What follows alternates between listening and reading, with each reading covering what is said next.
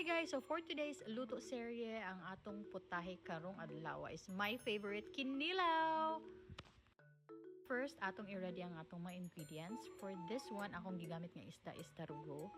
Because why not? Anak tanan resi. Diba? And as you can see, akong gibaid ang amuong kinakusgan nga kutsilyo kay purol siya. Now, kana ang effect niya, medyo smooth na gud ang paghiwa nato sa tarugo. Di na siya kapalag. And ato na siyang gihugasan ang atong mga gamit kay para maghiwa na ta og mga panakot.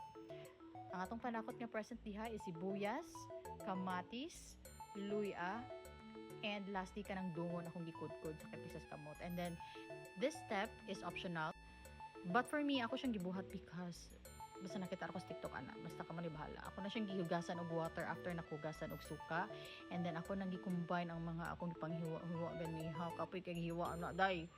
Urot nagbutang biya. And kana siya is lukot. That is one of my favorite. Medyo asgad din na siya. Lately lang ko na-realize pero lami kay siyang i-parish sa kinilaw. And butang lang ta og asin. Depende kung sa kadaghan na ganan mo kung sa kaasgara ang inyong kinilaw. It depends on you. And then atong kinakusgang suka, of course. Or you can use calamansi for that. But wala may calamansi, suka na lang. So, kaya mo na siya. And then, ato na siyang i-mix din ha. And ang atong secret ingredient ang alpine. I don't know, secret pa na sa uban. Pero for me, a must yun na siya sa kinilaw. Human, ang atong dungon, ato na siyang pugon din ha.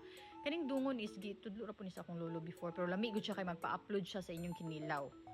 Okay, butangin na siya. And then, ato na nang i-mix din ha. And then, gamay lang kayo nga vetsin. And then, nagpupok na ang yads. Kuha na siya, chicharon. This is optional, but lami mo na chicharon for aesthetic purposes. And medyo lami sad siya. Sago sa kinilaw. Promise, lami kayo na siya og na chicharon. So, ako lang na siyang i-mix din ha. Kay gutom na jud ko. And then, boom! Ready na ang rice and ang kinilaw. Sukad-sukad lang ta ginagmay din ha. And I'm so excited to eat. Lamig yun siya guys. Dagan ang bingon lamig ko magkinilaw. So, try this recipe and love her na!